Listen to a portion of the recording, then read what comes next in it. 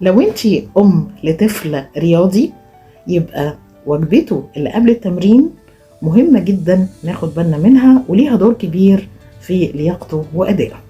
قبل التمرين بساعة الطفل لازم ياخد وجبة سريعة خفيفة فيها طاقة، تديله طاقة سريعة وفي نفس الوقت تكون خفيفة على معدته.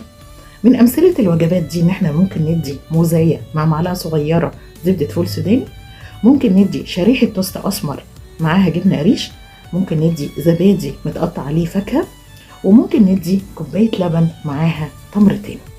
وفي الآخر خلي بالك تجنبي إن احنا نديله سكريات أو حلويات أو شيبسيات، لأنها بتدي طاقة مزيفة بسرعة قوي تمتص، وفي نفس الوقت بتأدي بعد كده لخمول.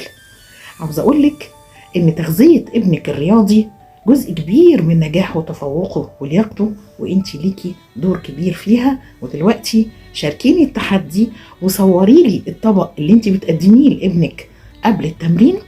دمتم بحب وعافية مع أولادكم.